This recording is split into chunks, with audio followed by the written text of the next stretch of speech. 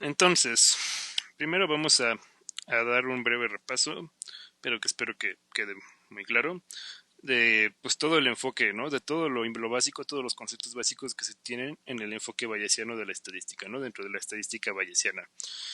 En estadística paramétrica inferencial, que es lo que ustedes básicamente han estado aprendiendo en sus materias de estadística, hay dos enfoques, ¿no? Está el enfoque clásico, que es lo que han aprendido hasta este punto, que o sea, fue todo lo que aprendieron de realizar estimaciones puntuales, realizar estimaciones por intervalo, realizar pruebas de hipótesis, toda la forma en la que aprendieron a hacer ese tipo de inferencia, esos tres tipos de inferencia que son los básicos, todo eso lo vieron mediante desde la perspectiva del enfoque clásico de la estadística, también se le suele llamar enfoque frecuentista. Y ahorita vamos a empezar a estudiar un enfoque que es totalmente distinto y que al final de cuentas sirve para hacer lo mismo, para hacer los mismos tipos de inferencia. Con este enfoque también vamos a poder realizar estimaciones puntuales, también vamos a poder realizar estimaciones por intervalo o de hecho en general estimaciones por conjunto, no necesariamente por un intervalo, que también en el clásico se puede por conjunto, no tiene que ser un intervalo. Y también vamos a poder hacer pruebas de hipótesis, ¿no? Pero todo se va a plantear desde el principio de una manera distinta, ¿no? Entonces vamos a ver, ¿no?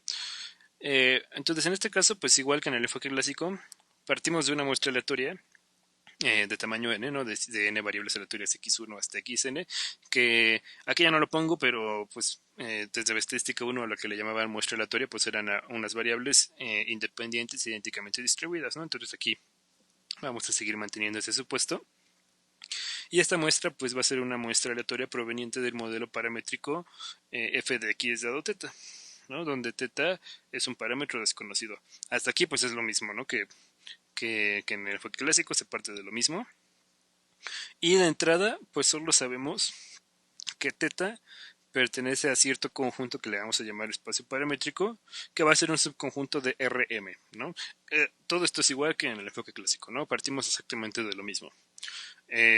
Bueno, aquí ya le puse DRM, ¿no? Lo más común es que sea un subconjunto de los reales que solo estimes un parámetro, pero se pueden estimar varios parámetros, tanto en el enfoque clásico como en el bayesiano, ¿no? Obviamente se complica muchísimo más estimar más de un parámetro a la vez, pero se puede, ¿no? Y entonces, hasta ahora partimos exactamente igual que en el enfoque clásico, pero aquí ya viene el cambio, ¿no?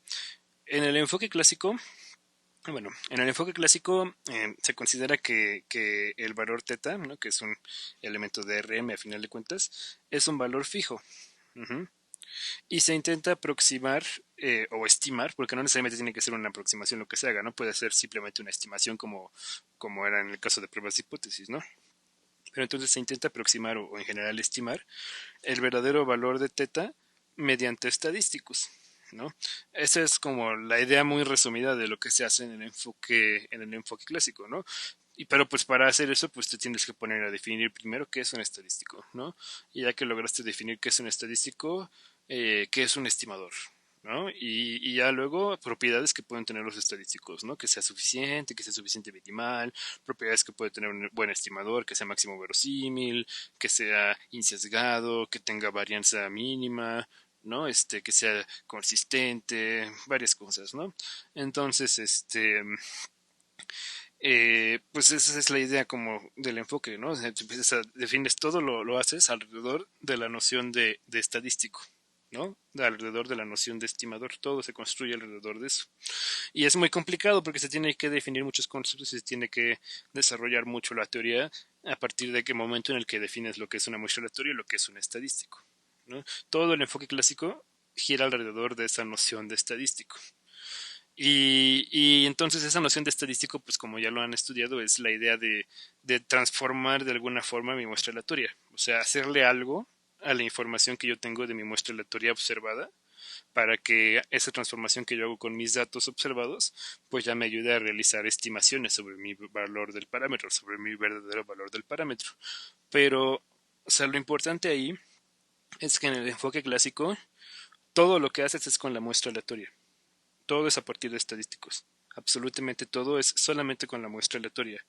Y aparte ahí está el supuesto, que normalmente no se hace tanto énfasis en eso cuando se está estudiando por primera vez, pero ahí está un supuesto muy fuerte de que el verdadero valor del parámetro pues existe, ¿no? O sea, es un valor que realmente existe y que aparte es fijo, ¿no? O sea, uno podría pensar que eso pues es muy obvio, ¿no? Pero si lo ves desde cierta perspectiva, puede que ya no lo sea, porque o sea, realmente ustedes piensan que hay un verdadero valor del parámetro, que es como el valor sagrado que existe ahí en la naturaleza y que solamente entes superiores son capaces de saber cuál es el verdadero valor, ¿no? Digo, de existir esos entes superiores, ¿no? O sea, si lo ves desde esa perspectiva, pues podrías decir, bueno, tal vez sí, tal vez no, pero pues al final de cuentas así se construye el modelo, ¿no? Con ese supuesto, ¿no? Entonces, eso es lo que considera como básicamente ese enfoque, ¿no? Asumir que hay un verdadero valor sagrado, celestial, ¿no? Que haga que tu distribución se comporte como se supone que se comporta, y tú que eres un ser mortal, solamente aspiras a poder aproximar ese valor, ¿no? No eres capaz de ver ese valor, de percibirlo, ¿no? Solamente aspiras a obtener alguna aproximación, a realizar alguna estimación sobre ese valor sagrado que existe, ¿no? En el enfoque bayesiano, desde ahí radica el cambio. O sea, realmente el cambio es desde ahí. En el enfoque bayesiano no se considera que el verdadero valor del parámetro es un valor fijo. En el enfoque bayesiano se considera que el valor del parámetro se puede mover en el espacio paramétrico, pero que no se mueve así libremente, ¿no? Sino que tiende a moverse sobre ciertas regiones del espacio paramétrico en más ocasiones que en otras, ¿no? Y entonces ahí también alguien podría decir, oye, ¿cómo que el verdadero valor del parámetro se va a mover? ¿No? Entonces, pues ahí ya, desde ahí inicia la discusión, ¿no? Frecuentistas contra bayesianos, ¿no? Hay gente que le parece absurdo pensar que hay un verdadero valor del parámetro que solamente un ente superior puede conocer, y hay gente que le parece absurdo que el verdadero valor del parámetro ande oscilando entre ciertos valores, ¿no? Un poco la idea, por lo menos en la que a mí me gusta verlo, es que pues puede que el mismo experimento aleatorio lo vayas a andar realizando a través del tiempo, ¿no? Y pues, por ejemplo, ¿no? Si tu experimento es ver cuánto es la estatura promedio de una población, pues depende en qué momento hagas esa población, no va a ser exactamente igual, ¿no? Puede que estés haciendo, no sé, la población de México y entonces quieras saber, no sé, ¿no? Lo digo lo de la estatura por decir algo, ¿no? O bueno, digamos, el ingreso per cápita, ¿no? Suena algo más lógico que uno podría querer saber, ¿no? Y puede que el ingreso per cápita promedio en México, pues lo quieras estimar y al final de cuentas lo modelas como un parámetro de esa, o sea, con cierto, que tiene cierto, bueno, modelas que el comportamiento del ingreso de una persona de México pues es una cierta variable aleatoria con cierta distribución y haces tus supuestos de que para las personas así en general es como que son independientes y que la distribución es parecida, ¿no? Que ahí ya es todo un supuesto también, ¿no? De por qué se toman las muestras aleatorias así, pero bueno, no nos vamos a meter ahorita tanto en eso. Y entonces ya que tienes como la idea de, oye, mi distribución del ingreso per cápita de la persona es así y así, y depende de este parámetro que va a ser como mi ingreso per cápita promedio, o a lo mejor no necesariamente ese es el parámetro, ¿no? Depende de cierto parámetro, pues ya que yo ya tenga ese valor del parámetro, pues yo ya puedo ver cuál sería el promedio de esa distribución y ya por tanto mi ingreso per cápita promedio, ¿no? Ese sería como se plantearía en general como en un enfoque de estadística paramétrica inferencial, ya sin meterte todavía si es clásico o si es bayesiano. Pero entonces, pues lo que pensaría un clásico es que ese parámetro siempre es el mismo. Siempre es el mismo. Tú no sabes cuál es, pero es el mismo siempre. Y lo que pensaría un bayesiano es que a lo mejor dependiendo del momento en el que lo realizas o algo así, puede que ese parámetro vaya cambiando, ¿no? Y que por lo tanto el ingreso per cápita también vaya cambiando. Entonces, pues ya depende mucho de los gustos de cada quien y de la forma que tiene cada quien de pensar, ¿no? Pero pues para mucha gente se le hace muchísimo más sensato pensar que este parámetro puede andar oscilando entre varios valores y para mucha gente no. Para mucha gente se le hace más lógico pensar que el parámetro es un valor fijo que no conocemos y punto, ¿no? Y entonces, pues lo que un bayesiano quiere es lograr explicar de alguna forma la naturaleza de oscilación que tiene el parámetro alrededor del espacio paramétrico, ¿no? Un bayesiano acepta que el parámetro se va a andar moviendo, pero quiere pues poder describir de alguna forma que pueda manejar cómo va a andar oscilando en ese espacio paramétrico el verdadero valor del parámetro. Y entonces ya como se utiliza ya en términos matemáticos, pues en el enfoque bayesiano preferimos modelar a teta como una variable aleatoria, ¿no? Así de fácil, bueno, entre comillas, ¿no? Porque, pues sí, pues puedes decir, mira, yo no sé qué valor va a tomar teta, sé que al final va a ser un número real, no sé cuál es. ¿Y de qué depende? Pues de cosas que yo no tengo control y que entonces pues voy a tener que modelar de manera aleatoria, ¿no? Como que dependiera de algún experimento aleatorio intrínseco ahí, ¿no? Y es que, pues, si lo ves desde esa perspectiva tiene mucho sentido, ¿no? Porque, pues, si tu teta te representa el ingreso per cápita o con el teta ya automáticamente puedes aplicarle alguna transformación y obtener el ingreso per cápita, pues sí tiene sentido que ese ingreso se vaya a ir moviendo, ¿no? O sea, no va a ser siempre el mismo, ¿no? Y les digo, ¿no? Ya inclusive ahí también habría que meterse también un poco a los cimientos del enfoque, pero ya también ahí como que se te da la interpretación de que puedes realizar el mismo experimento varias veces en diferentes momentos y con el mismo modelo. En el enfoque clásico no se puede hacer eso. En el enfoque clásico tienes tu muestra y haces lo que puedes hacer con tu muestra y fin de la historia. Y luego si quieres modelar el mismo experimento otra vez, pues ya es otra muestra y ya con esa otra muestra haces todo otra vez, ¿no? Y en el enfoque bayesiano, como que desde la idea conceptual uno pensaría que quizás resulte ser algo que tenga sentido como reaplicar y reaplicar, pero sin deshacerte de la información que tenías antes, ¿no? En el enfoque clásico tienes tu observación, haces todo lo que puedes hacer con esa observación y ya cuando haces todo lo que puedes hacer con esa observación para el siguiente estudio lo descartas. Ya esa observación que tuviste ya no vale. Ya no la puedes incorporar de ninguna forma. Ya tienes en el siguiente estudio otra observación y con esa otra observación haces otra inferencia. Y en el enfoque bayesiano como que uno esperaría que, bueno, por eso también se construye como se construye, ¿no? Pero desde la idea de que el parámetro pueda andar oscilando y como para darle también cierta interpretación interesante, pues uno esperaría que te termine quedando algo donde puedas reutilizar de alguna forma la información. Entonces, les digo, ¿no? Si lo piensas desde la perspectiva correcta, como que tiene puras ventajas el enfoque bayesiano.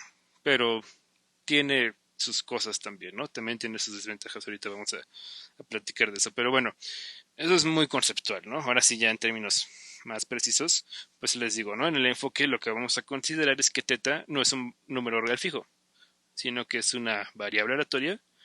Y pues esto conlleva a que el modelo paramétrico que teníamos f de x dado teta, si teta ya es una variable aleatoria, pues este modelo se va a convertir en una distribución condicional. ¿Cuál distribución condicional? Pues la de este modelo, ¿no? La de esta variable aleatoria xy, ¿no? De una variable de la muestra, porque este era el modelo para una sola variable de la muestra. Una variable de la muestra xy, pero dado que nuestra variable aleatoria parámetro teta toma un valor específico teta 0, por eso aquí ya le puse f de x dado teta 0. Porque ya teta ya lo pensamos como una variable aleatoria, no tanto como un número real, ¿no?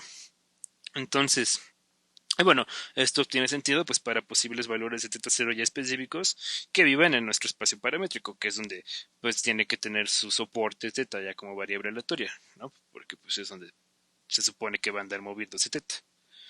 Y entonces, pues si esta distribución se hace una distribución condicional, pues esta ya sería como la distribución condicional, pero de una sola de nuestras variables. Y entonces ya como que no tendría mucho sentido fijarse en eso, porque o sea, uno no quiere ver el comportamiento de la muestra dado el valor del parámetro. Si ya uno lo está modelando como que el valor del parámetro es una variable, uno quiere ver cómo es el comportamiento del valor del parámetro, pero dado el valor que nosotros observamos en nuestra muestra.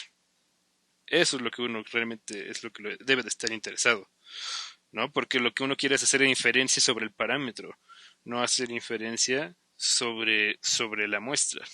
A menos que estemos pensando en una observación futura de la muestra, porque entonces, inclusive la estadística bayesiana, una vez ya que haces inferencia sobre el valor del parámetro, después puedes hacer un paso extra que te permite hacer una inferencia sobre una observación futura de la muestra. Pero bueno, lo vamos a ver después. Pero sí, alguien podría decir, oye, no, pero ¿qué tal si yo quiero sí observaciones de la muestra, pero a futuro? Que realmente eso es lo que en teoría sí me interesaría a final de cuentas, ¿no? Por ejemplo, lo del ingreso per cápita, pues sí, a lo mejor tú primero dices, no, yo quiero calcular el promedio, pero luego dices, oye, y si en lugar de calcular el promedio, mejor calculas el ingreso per cápita futuro de una persona, ¿no te interesa mejor eso? Ah, pues a lo mejor en ciertas aplicaciones sí te interesaría, a lo mejor en otras aplicaciones no, a lo mejor en otras aplicaciones solo te interesa el ingreso promedio, ¿no? Pero el punto es que dependiendo de la naturaleza de la aplicación, a veces inclusive lo que realmente uno quisiera sería, ya que tiene la estimación de teta, pues con esa estimación de teta obtener, ¿no? Como cómo va a ser el comportamiento futuro de una observación de la muestra. Y eso en el enfoque clásico también se puede hacer, pero ya está medio, pues no tan justificado, ¿no? Depende de qué estimador uses y así, pero pues lo que usarías en el enfoque clásico para hacer algo así, lo voy a anotar aquí, aunque luego lo borre, pues sería, ya que tienes tu estimación de teta, pues considerar tu modelo probabilístico de f de x, pero dado tu estimación de teta. Y es lo más que puedes, o sea, como que haces una estimación de tu densidad, de tu fenómeno que tú quieres medir, ¿no? Y dices, ah, mira, mi estimación de mi densidad pues va a ser la densidad, pero con el parámetro estimado, ¿no? Oye, ¿y esto tiene justificación? Pues más o menos, ¿no? Depende de qué estimador estés usando y en qué sentido quieres que esta estimación sea buena, ¿no? Por ejemplo, si el estimador es el máximo verosímil, esto también va a ser el estimador máximo verosímil, pero ya para esta cantidad. Pero bueno, eso ya es clásica, ya ahorita ya no queremos estudiar clásica. Bueno, después vamos a regresar tristemente, pero por lo menos esta unidad, ¿no? Y el punto es que la estadística bayesiana, pues no ni siquiera tiene necesidad de hacer eso, ¿no? Que es como medio parcharlo. Estadística bayesiana hay una forma en la que ya realizando estimación de teta, pero de la forma que se hace en bayesiana, luego de una forma que también teóricamente es válida, ya puedes como que voltearlo y hacer que ahora ya inferencia, pero sobre una observación futura de tu experimento, ¿no? De la variable que estás modelando en tu experimento. Entonces, insisto, ¿no? En ciertas aplicaciones puede tener más sentido hacer eso, en ciertas aplicaciones a lo mejor ya no tiene tanto sentido, ¿no? Depende cómo lo estés modelando, qué es lo que estés modelando, pero bueno, se puede, ¿no? Y de buena vez lo comento, lo vamos a ver obviamente en detalle más adelante. Pero bueno, ya, ahora sí, ya en concreto, ¿qué es lo que hace ya la estadística bayesiana ya de forma más matemática? Pues en la práctica lo que vamos a tener son observaciones de nuestra muestra aleatoria desde x1 hasta xn, ¿no? De estas n variables aleatorias. Y entonces nosotros pues tenemos como es este modelo, ¿no? Que es el de una de nuestras variables de la muestra, dado el valor que toma nuestro parámetro variable aleatoria. Pero entonces lo que, como lo comentaba, lo que realmente nos va a interesar va a ser conocer la siguiente distribución condicional. La distribución condicional de la variable aleatoria parámetro teta, pero dado que nuestra muestra aleatoria toma cierto valor específico. ¿Y este valor específico cuál va a ser? Pues nuestra observación de la muestra aleatoria. Y esto tiene todo el sentido del mundo, porque lo que quieres es, o sea, aquí que estás diciendo, yo voy a modelar cómo se mueve mi parámetro en mi espacio paramétrico, cómo oscila mi parámetro, cómo cambia de valor alrededor de mi espacio paramétrico, pero dado que yo ya sé que estas variables aleatorias que siguen este modelo condicional ya tomaron este valor que es mi valor observado. Tiene todo el sentido del mundo, ¿no? En la clásica de repente se pecaba como un poquito de querer hacerlo al revés, ¿no? Como de que quieres ver el valor de la muestra dado el valor de teta, ¿no? Dado que el valor de teta estaba entre cierto rango, ¿no? Como cuando quieres calcular la probabilidad de error tipo 1, de error tipo 2, ¿no? Como que sí había gente que decía, oye, no, como que sí tiene sentido, pero como que está medio extraño hacer eso. Y aquí no, aquí ya, todo el sentido. ¿A ti te interesa modelar el verdadero valor de teta? Pero no nada más modelarlo casi como si se te dé la regalada gana. No, o sea, modelarlo, pero ya incorporando esta información, incorporando el hecho de que tú ya tuviste una observación de tus variables aleatorias y esa observación fue exactamente la de tus valores observados, la de tu muestra aleatoria observada. Pero aquí viene el primer gran pero, ¿no? Si teta es una variable aleatoria, entonces debe seguir cierta distribución de probabilidades, ¿no? O sea, porque pues, cualquier variable aleatoria tiene cierta distribución. Debe seguir cierta distribución de probabilidades y esa distribución, pues su soporte va a ser en el espacio paramétrico, ¿no? Aquí, de hecho, no le puse, pero habíamos dicho que podía ser en general NRM, ¿no? Entonces, sí, porque θ puede ser realmente un vector de parámetros, ¿no? Entonces, debe seguir cierta distribución de probabilidades sobre tu espacio paramétrico. Y pues el problema es, ¿y esa distribución cuál es? ¿No? Entonces, antes de ponernos a decir en cuál es, pues primero le vamos a poner un nombre, ¿no? Entonces, dicha distribución, que por distribución me refiero más a una función de densidad o una función de masa, ¿no? De probabilidades. O sea, dicha densidad o dicha masa que nos especifique cuál es la distribución de nuestro parámetro θ será denotada por pi de θ, por lo menos en este curso, y es llamada distribución a priori. O también es llamada distribución inicial. Suena más chido a priori, pero hay gente que le llama distribución inicial, ¿no? Que es aburrida y le llama así. Este, entonces, nuestra distribución a priori, ¿qué representa? Pues representa la distribución de probabilidades que tiene nuestro parámetro antes de incorporar nuestra información muestral. Por eso es a priori, porque es antes de que se realice el experimento y se tenga una observación del experimento. Bueno, no una, n observaciones del experimento. ¿Ok? Por eso es a priori, porque es la que tenemos antes de tener nuestra información muestral. Y entonces la que realmente queremos es esta de aquí, ¿no? O sea, esta es la distribución de la variable aleatoria θ, pero sin meterle esta condición, ¿ok? Sin que tenga esta condicional. Y lo que nosotros queremos es esta, que sí tiene la condicional, porque ya en la práctica ya vamos a tener nuestras observaciones muestrales. Entonces, la distribución de θ, dado que la muestra, aquí ya lo escribí ya como yo le pongo con vectorcito, ¿no? Con la flechita para el vector, ¿no? Para que cupiera. La distribución de θ, dado que nuestra muestra aleatoria tomó cierto valor observado específico, o sea, es lo mismo que tenemos aquí arriba, nada más que denotado más corto.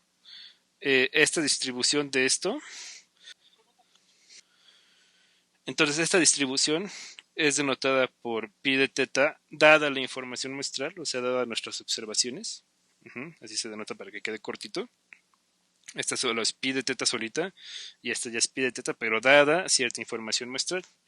Y esta distribución, esta densidad o masa, ¿no? Que normalmente resulta, es la que se llama distribución a posteriori. ¿Por qué se llama distribución a posteriori? Porque esta es la distribución que tiene el parámetro ya cuando ya realizamos el experimento aleatorio n veces y ya tenemos n observaciones del experimento. O sea, esta ya es la distribución que ya incorpora esa información muestral. Y para incorporarla ya la tiene que ser después de haber realizado el experimento aleatorio y por eso es a posteriori, porque es después. Una es cómo se comporta θ antes de tener observaciones, que es a priori, y otra es cómo se comporta θ después de tener observaciones, que es a posteriori. Y entonces ya que uno tiene ubicado que el objetivo es obtener esta distribución a posteriori, o sea, esta distribución que me diga cómo se comporta mi verdadero valor del parámetro ya como una variable, dada mi información muestral, pues ya uno ya se pone a pensar en cómo puedo calcular eso y qué necesito yo para calcular eso. Entonces, pues por el teorema de Bayes, pero ya para distribuciones de probabilidad que se puede ver perfectamente en un curso de estadística 1 al inicio, o ni siquiera de estadística, ¿no? A principios de un curso de estadística 1 o a finales de un curso de probabilidad 1, que todavía alcance a ver lo de vectores aleatorios, que por lo menos en el plan de estudios de este Acatlán no está contemplado, pero bueno, en algunas otras escuelas sí podría estar contemplado. Pero bueno, por el tema de Bayes, pero ya para funciones de densidad, de masa, conjuntas, ya no para eventos como tal, pues se puede hacer el cálculo de la siguiente forma. Y de hecho, justamente por el hecho de que el cálculo se hace mediante el teorema de Bayes es porque se llama estadística bayesiana. Y solamente es por eso. Y de hecho, quizás hasta es un poco injusto que se llame estadística bayesiana, porque Bayes, o sea, sí es el que se quedó como con el nombre del teorema, pero el que tuvo la visión de utilizar ese teorema para hacer estadística no fue él, fue Laplace. Quizás sería más correcto llamarla estadística de Laplace o estadística laplaciana, pero suena raro laplaciana. Y ya no se quedó el nombre, ¿no? Entonces, pues sí, ya, pobre Laplace, no se quedó con el crédito que merecía. Pero pues ya, es bayesiana y punto. Y al final es un nombre, ¿no? Y bueno, porque bayesiana, porque usa el teorema de Bayes. ¿Y qué es lo que nos dice el teorema de Bayes? Pues que la distribución de teta dada mi información muestral, yo la puedo calcular como la distribución de mi información muestral dado teta, que es voltear las condicionales, por la distribución marginal de teta, dividido entre aquí sería dividido entre la marginal del condicionante. Oye, pero ¿cómo puedo obtener yo la marginal del condicionante? Ah, pues puedo marginalizar sobre la distribución conjunta de ambas variables, ¿no? Bueno, aquí sería del vector θ con el vector de x, ¿no? Y entonces, ¿cómo puedo yo obtener la conjunta? Pues justamente la conjunta es lo que tenemos aquí arriba. O sea, realmente el teorema de Bayes ni siquiera es algo así que digas, oh, no, qué complicado. O sea, simplemente es como probabilidad condicional, ¿no? ¿Cómo es la fórmula de probabilidad condicional? La probabilidad de la intersección entre la probabilidad del condicionante. Y aquí es esto, ¿no? Lo de arriba, si se dan cuenta, es una forma de obtener la densidad, lo que vendría siendo como la densidad o la masa conjunta de la variable teta con las variables de la muestra. ¿Por qué? Porque pues justamente cómo se define esta condicional, pues como la conjunta entre la marginal de teta, y ya se cancelaría con esto, ¿no? Y ya quedaría la conjunta. O sea, esto de aquí simplemente es la conjunta, solo que vista de la forma en la que la podemos calcular. ¿Por qué? Porque este modelo de cómo es x dado la muestra, perdón, x dado el valor de teta, pues es la que nosotros obtenemos mediante esto de aquí, ¿no? Es la conjunta que se obtiene mediante estas marginales, pero ya condicionadas en el valor del parámetro. Que es lo que ustedes obtenían ya desde estadística 1, lo que yo utilicé desde estadística 1. Lo que aparece aquí nuevo, pues es esa distribución a priori que platicamos que tenía que existir porque te era una variable aleatoria, ¿no? Y entonces, si lo de aquí arriba es la conjunta, pues ¿qué es lo que tenemos aquí abajo? Aquí abajo estamos integrando sobre todos los posibles valores de teta, sobre el espacio paramétrico, esta conjunta, ¿no? O sea, esta de aquí arriba, que es la conjunta, nada más que diferencial de t, porque pues aquí teta lo usamos allá arriba, ¿no? Integrando con respecto de lo que vendría siendo la variable teta, ¿no? Y entonces cuando uno integra sobre todos los posibles valores de una variable la conjunta, pues lo que obtiene es la marginal de la otra variable, que en este caso sería la marginal de las variables del vector. Pero pues una vez más, esta tal cual la marginal no la conocemos, lo que conocemos es esto de aquí y esto de acá, entonces podemos calcular la conjunta en términos de eso, y a la vez al calcular la conjunta en términos de eso de allá arriba y marginalizar esa conjunta, pues ya obtenemos la marginal de nuestra muestra aleatoria, ¿no? Entonces, pues finalmente, ¿qué es lo que necesitamos conocer para poder calcular nuestra distribución a posteriori? Solamente dos cosas. Cómo es la distribución de nuestras variables de nuestra muestra dado el verdadero valor del parámetro θ, y cómo es la distribución del verdadero valor del parámetro θ, ¿no? Pero ya pensando que ese verdadero valor del parámetro θ es una variable, ¿no? Una variable aleatoria. Y bueno, aquí una nota, ¿no? Sí, importante. Si θ es una variable aleatoria discreta, porque solo dijimos que era una variable aleatoria. Podría ser una variable aleatoria que fuera discreta, ¿no? No necesariamente continua, ni siquiera absolutamente continua, ¿no? Pero si θ es una variable aleatoria discreta, en lugar de la integral, se utilizaría una suma, ¿no? Y pues se sumaría sobre los posibles valores del espacio paramétrico, ¿no? Si quisiéramos escribirlo de forma más general, podríamos ponerlo en términos de integrales de Riemann-Stieltjes, pero bueno, no voy a asumir que todos conocen ese tipo de integral, entonces pues mejor lo dejamos así como por casitos, ¿no? Como le hacían en prueba 1, ¿no? Y mira, con las continuas, con las absolutamente continuas es integrando, con las discretas es sumando, ¿no? Y con las que no son así, pues quién sabe, ¿no? Solo Dios sabe. No, ¿cómo sería? Con integral de Riemann-Stieltjes, ¿no? Pero bueno, típicamente los modelos que se utilizan no son tan complicados, ¿no? O son absolutamente continuos o son discretos, entonces sí va a ser o una integral de Riemann normal o una suma o en el peor de los casos una serie, ¿ok? Y bueno, obviamente si es una discreta, pues también la probabilidad, la distribución de probabilidad de aquí arriba, pues va a ser una función de masa, ¿no? No una función de densidad, nuestra distribución a priori. Y entonces el primer ya verdadero problema, ¿no? Y le pongo problema entre comillas, ahorita explico por qué.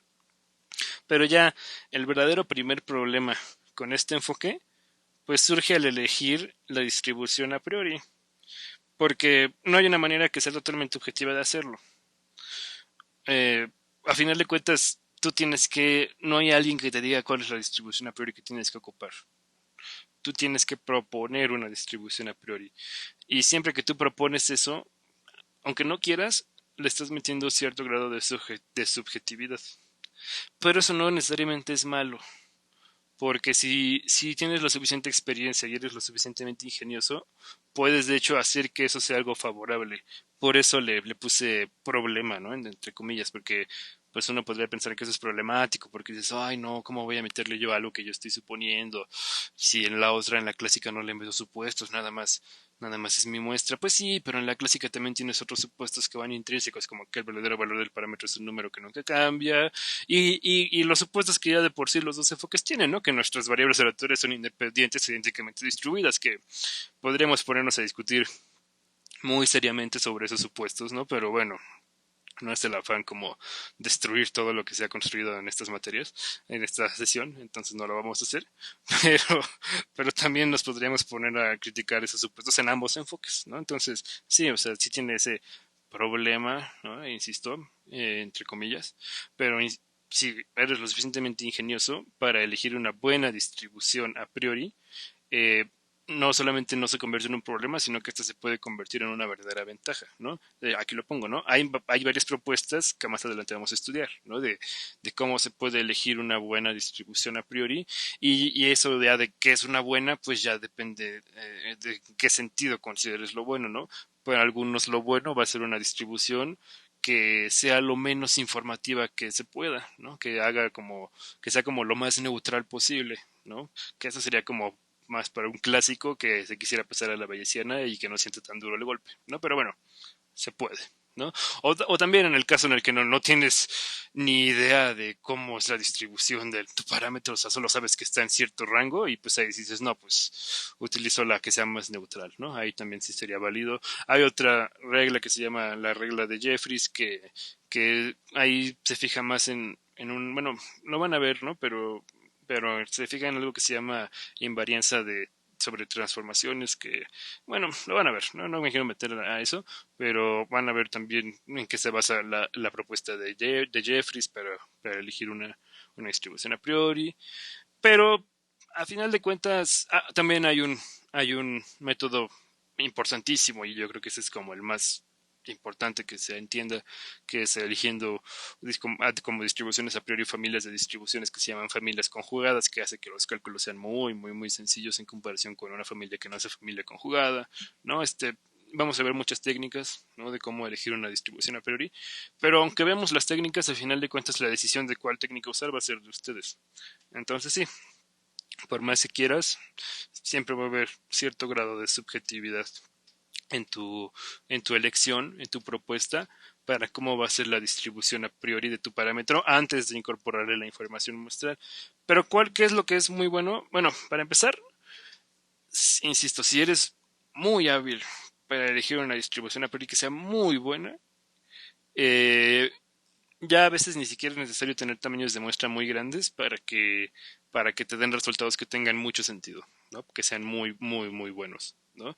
Y ahí, como normalmente se hace, pues lo que se hace es que, dependiendo ya del experimento que estás considerando, pues te vas con gente que sepa de eso, ¿no? O sea, no necesariamente que sean estadísticos, o sea, con gente que sepa de lo que tú estás modelando, ¿no? Si fuera lo del PIB, te vas con economistas, si fuera medir cuántas truchas hay en un estanque, en un lago, te vas con pescadores, ¿no? O sea, depende ya de cada experimento lo que estés midiendo. Si es de cuántos alumnos van a reprobar, pues te vas con el profesor, ¿no? Que es el que sabe cómo es su grupo, ¿no?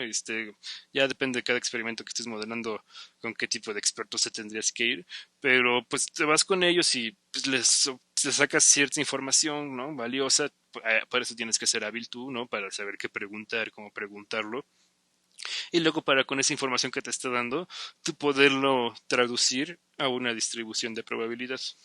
Eso se llama calibración de hiperparámetros, que también lo vamos a ver en su momento, no se preocupen, pero sí, también es importante tener eso en cuenta, porque aunque tú ya elijas tu método para la distribución a priori que tú quieras, seguramente esa distribución a priori va a tener ciertos parámetros y entonces pues tú tienes que lograr elegir qué parámetros usar, ¿no? Entonces, pero bueno, esos detalles los vamos a ver ya con mucha calma cuando ya nos corresponda, pero lo comento desde ahorita.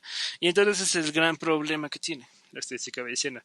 Eso es realmente el gran pero que mucha gente le pone, que dice, oye, pero es que no me gusta que tenga que elegir la distribución a priori porque pues puedo elegirla de un buen de formas y entonces mi estudio va a cambiar de un buen de formas y entonces ya como que ya no es tan objetivo.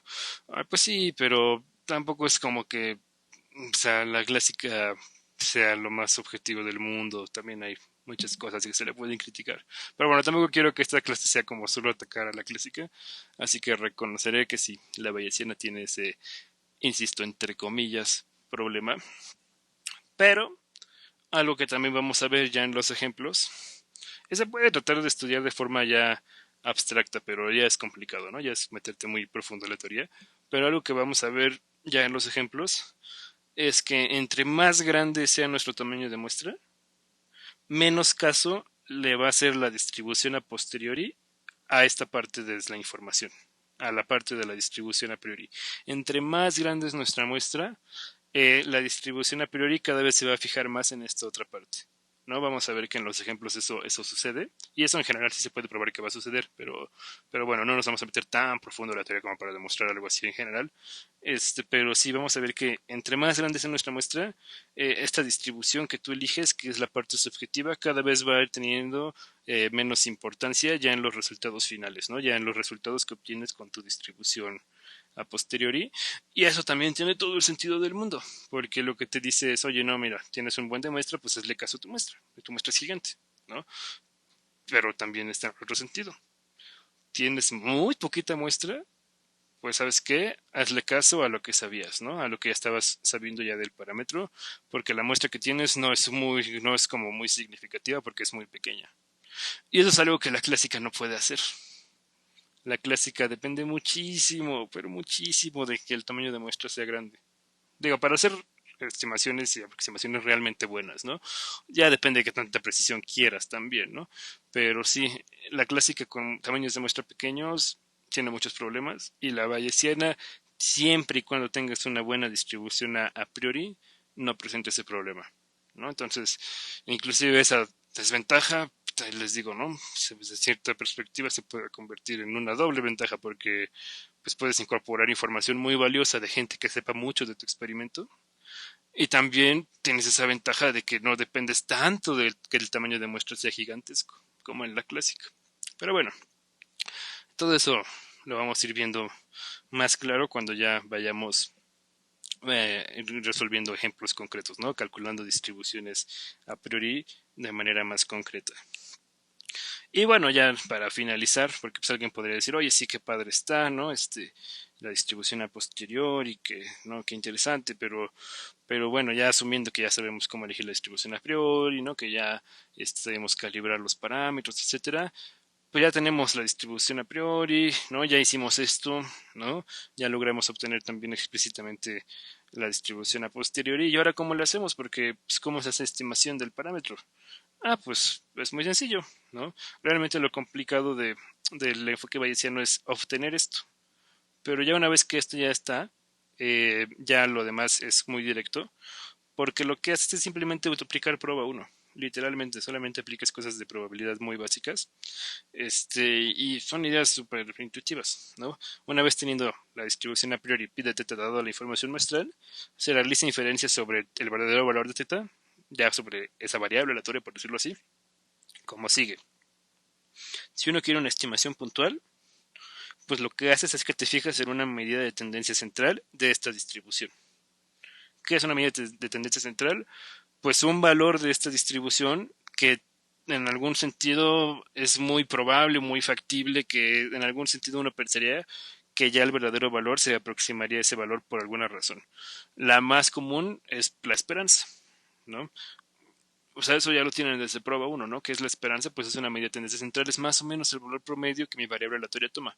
Entonces, si tú quieres una estimación puntual, pues a esta distribución que obtienes le saques la esperanza, que se denota así como la esperanza de teta, dado la información muestral, que es la esperanza de esta distribución, ella solo puedes tomar como estimación puntual, pero si no quieres usar la esperanza, también puedes usar, por ejemplo, la mediana, que también es una medida de tendencia central, o la moda, o cualquier otra medida de tendencia central más sofisticada que uno pudiera conocer, pero bueno, por mucho la más usada es la esperanza, y las segundas más usadas son la mediana y la moda, ¿no? Y ya, así de fácil. Así obtienes una estimación puntual y punto. ¿No? Nada de que el estadístico, que si es insesgado, que si no es insesgado, que si es suficiente, que si es suficiente minimal, nada de eso. Ya tienes cómo se comporta tu parámetro, le sacas una medida de tendencia central, fin de la historia. Si tú quieres una estimación por conjunto, ¿no? Le pongo por conjunto porque pues recuerden que teta podría ser un vector, ¿no? Ya en el caso en el que sea solo un valor real, pues puede ser ya por un intervalo, ¿no? Si tú quieres una estimación por conjunto, bueno, y aquí ya sí lo escribo en el caso del intervalo para que sea más entendible, pero con el conjunto es la misma idea, ¿no?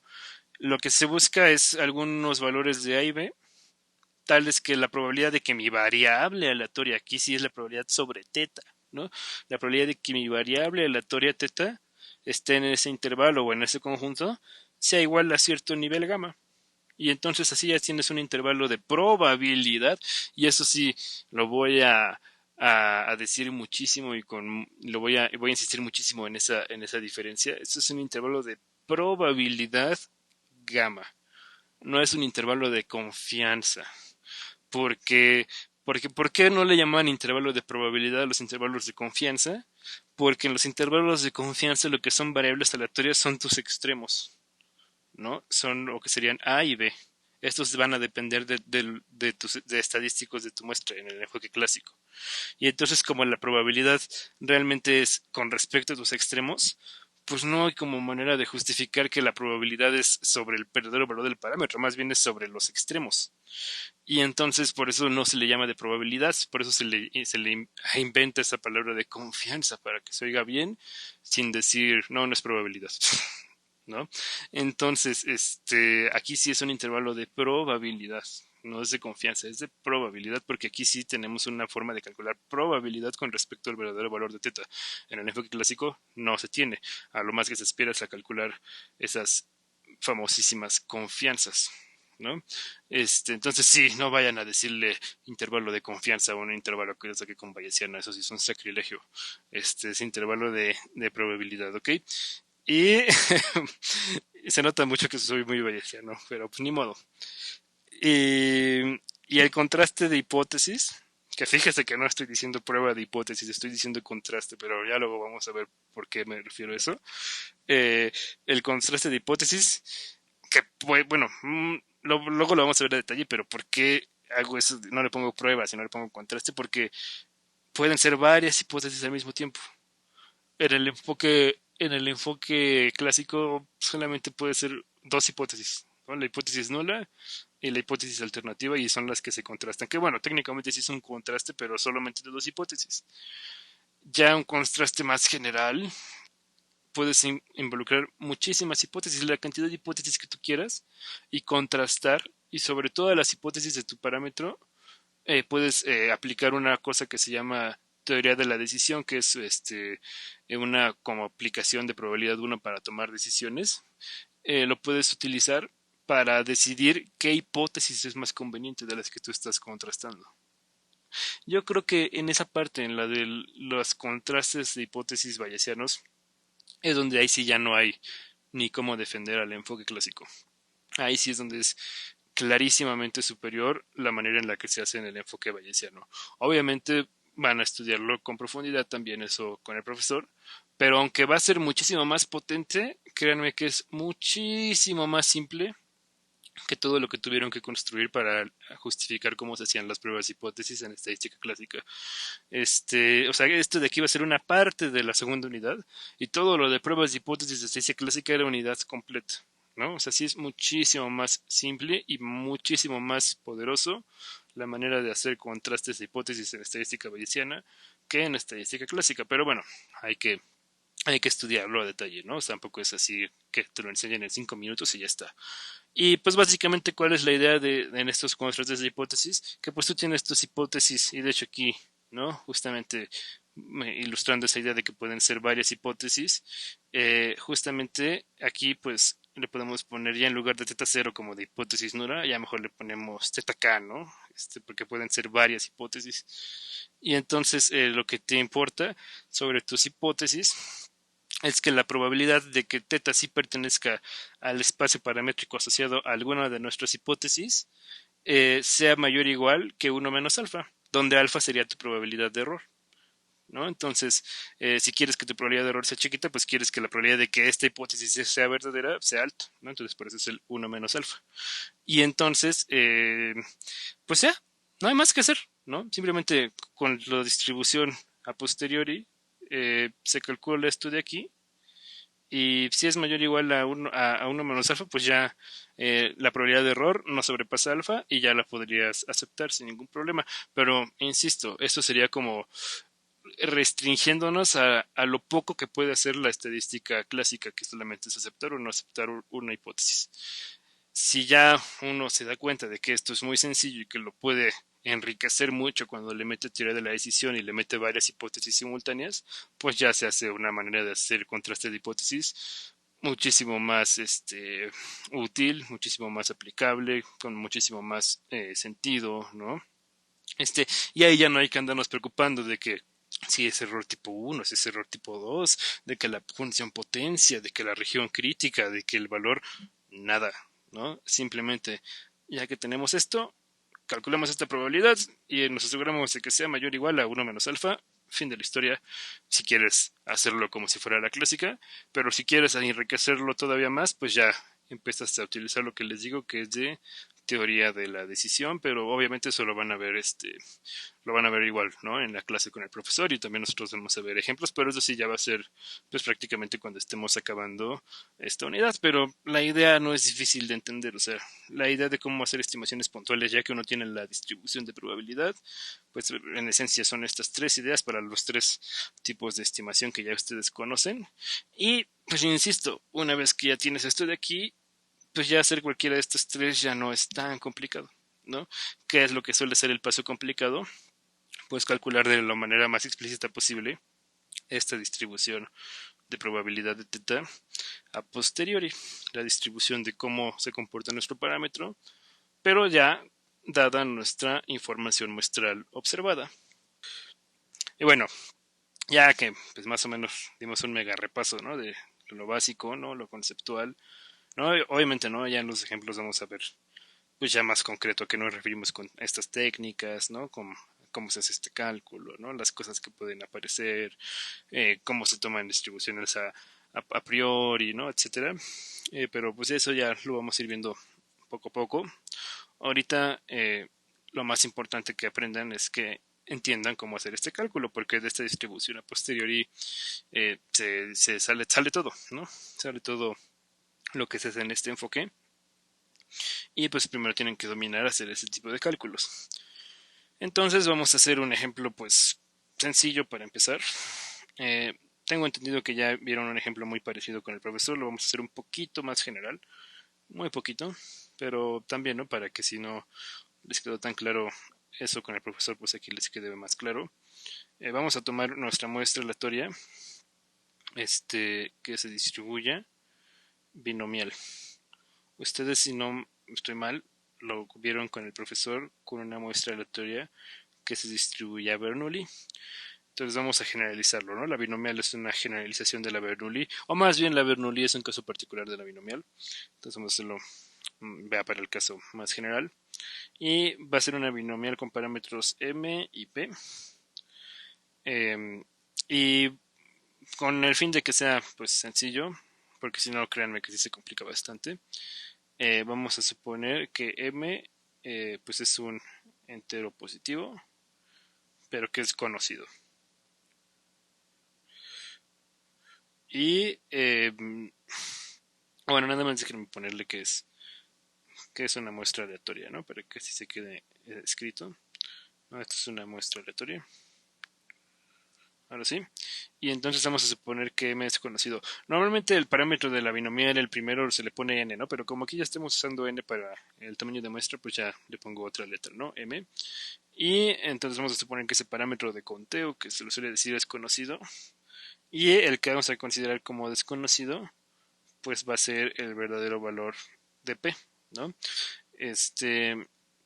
Entonces, pues aquí sí ya es pues de gustos, ¿no? Si lo tomas abierto o cerrado, pero pues este profesor con el que están normalmente lo toma abierto, entonces lo vamos a tomar abierto para coincidir con él, no cambia mucho.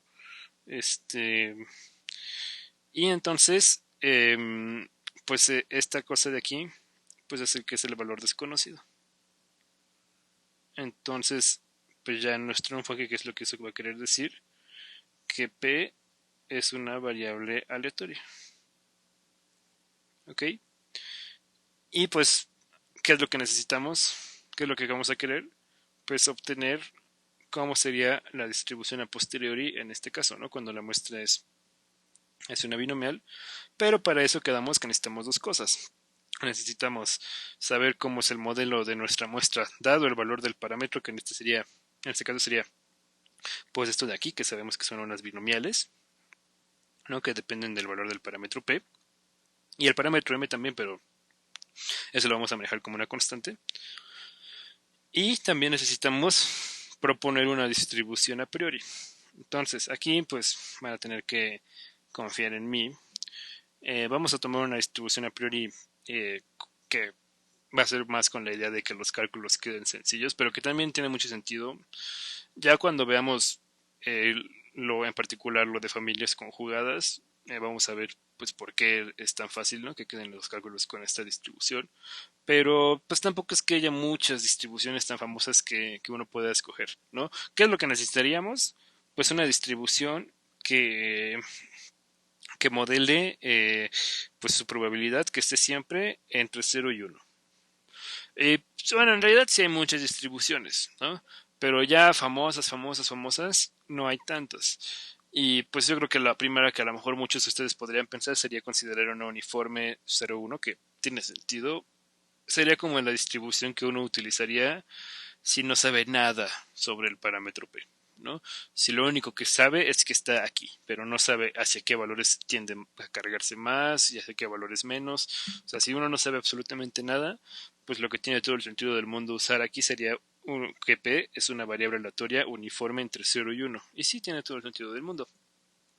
Pero si uno quiere ya involucrar información que uno tenga, ¿no? De expertos o de lo que sea, pues ya una uniforme no te lo va a permitir. Entonces, pues en lugar de hacerlo con una uniforme, lo vamos a hacer con una distribución pues ya más complicada que tenga como caso particular a la uniforme 0,1.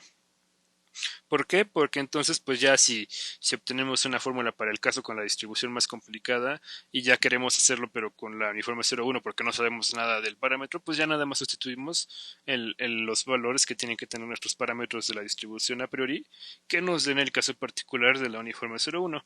Y tampoco es la única que tiene esa particularidad, pero una que va a funcionarnos muy bien y que justamente es la que ya utilizaron con el profesor, entonces no le voy a cambiar, es utilizar que P es una variable aleatoria que se distribuye beta con ciertos parámetros alfa, beta, ¿no? Donde lo único que hacemos de alfa y beta es que son valores mayores que cero, pero esto es importante, ¿no? Alfa y beta vamos a suponer que ya son valores que ya conocemos.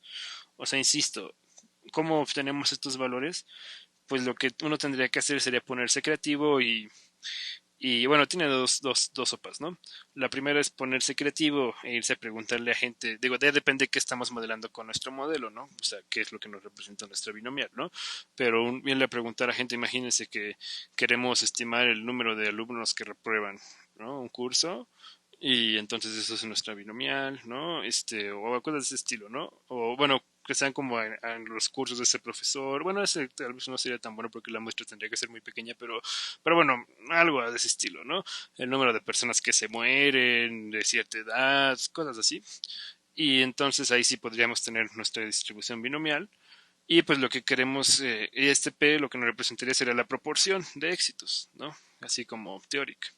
Entonces, bueno, la probabilidad de éxitos, más que la proporción, la probabilidad de éxitos. Y entonces,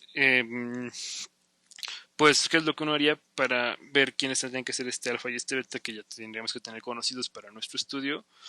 Pues te irías con alguien que sepa mucho del experimento que tú quieres modelar y le harías preguntas del estilo como de, oye, más o menos de qué valor no pasa P con el 90% de los casos. Ah, pues más o menos no pasa de 3 cuartos, ya te dice.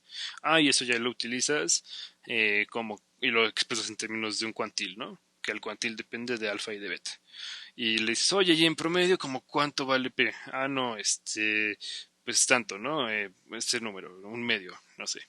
Y dices, entonces la esperanza como que es igual a un medio y eso también depende de alfa y de beta. Y ya tienes un sistema de ecuaciones 2 por 2 y despejas alfa y despejas beta.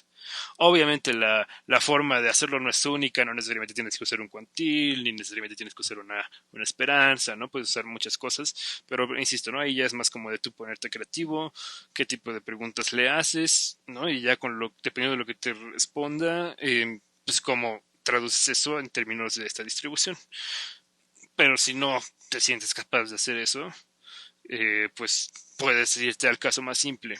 Y es que justamente, eh, pues la distribución beta, lo voy a poner ya en la siguiente página, justamente la, la distribución beta, lo voy a escribir así, la distribución beta 1, 1, o sea, quedó muy grande, la distribución beta, cuando, cuando nuestros dos parámetros alfa y beta son ambos iguales a 1, no es difícil ver que es equivalente a la distribución uniforme en el intervalo abierto 0 a 1. Entonces esto es muy útil porque pues si uno no se siente capaz de, de poder hallar un valor lo suficientemente bueno para estos valores de alfa y beta, pues ya recurre a la fácil y dice, no, ¿sabes qué? Voy a considerar que no sé nada sobre mi P, entonces solamente voy a considerar que se distribuye de forma uniforme entre todo este intervalo donde puede tomar valores, y eso es un caso particular de hacerlo para una beta, ¿no? Entonces por eso conviene hacerlo también para una beta, ¿no? Porque ya si no quieres o no te sientes capaz todavía de meterle, ¿no? Como esa creatividad, ¿no? Para ver qué valores tendrías que tomar aquí, pues ya te vas a la fácil y haces esto y fin de la historia, ¿no? Entonces, pues ya, ¿no? Por eso vamos a usar la beta. Y porque aparte, pues vamos a ver que los cálculos quedan bastante sencillos.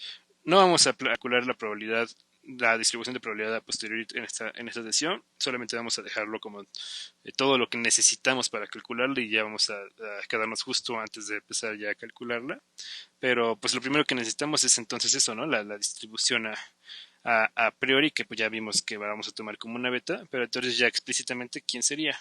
Pues sería mediante una función de densidad, porque la beta tiene función de densidad, y sería pi de teta igual a teta a la alfa menos uno por uno menos teta. Bueno, que aquí, bueno, sí podemos poner pi de teta, pero estamos diciendo que el parámetro es p, ¿no? Entonces, pues ya, pi de p. Entonces sería p a la alfa menos uno por uno menos p a la beta menos uno. Y esto va multiplicado por gamma de alfa más beta entre gamma de alfa por gamma de beta, que esto es el inverso multiplicativo de la función beta evaluada en alfa y beta. Y todo eso va multiplicado por la indicadora de que nuestro valor P no es el valor P de pruebas de hipótesis, de que nuestro P esté entre 0 y 1. Esta es la función de densidad de la distribución beta con parámetros alfa y beta, ¿no? Entonces, pues ya, ¿no? Esa es la expresión.